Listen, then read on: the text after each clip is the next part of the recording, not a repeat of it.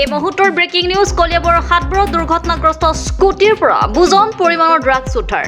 আহত দুই ড্ৰাগছ সৰবৰাহকাৰী ঢিঙৰ কাদিৰ ঘানি আৰু মৈৰাবাৰীৰ জালালুদ্দিন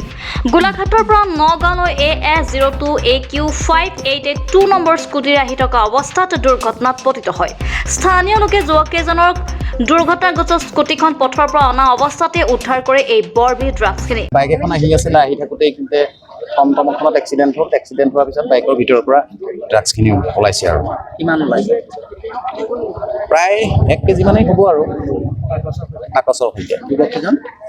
যুৱককেইজন ঢিঙৰ বুলি শুনিছোঁ আহত হয় তাতে আপোনালোকে কি বিচাৰে তেওঁলোকে শাস্তি পোৱাটো বিচাৰোঁ কলিয়াবৰটো দেখা পোৱা গৈছে ড্ৰাগছৰ কিন্তু এতিয়া ৰমৰমীয়া বেহা চলি হয় কি ক'ব মানে কি ক'ম আৰু বন্ধ হ'ব লাগে এইখিনি প্ৰশাসনে এইখিনি বন্ধ কৰিব লাগে সেইটোকে ক'ব আৰু ঘটনাস্থলীত জখলা বন্ধা আৰক্ষীৰ লগতে সমজিলৰ আৰক্ষী অধীক্ষক উপস্থিত হৈ তদন্ত আৰম্ভ কৰিছে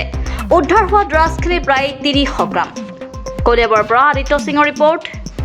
ৰিপৰ্ট লাইভ অসম ক'ৰ পৰা আহি আছিলা গোলাঘাটৰ পৰা মালখিনি আনি আছিলা হে কোনে দিছে দায়িত্ব তোমাক নাম কি তোমাৰ আৰু তাৰ নাম কি ঘৰ ক'ত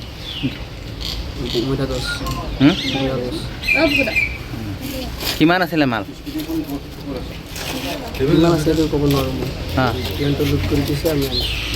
কিমান দিয়ে অনাৰ বাবদ পইচা কিমান দিয়ে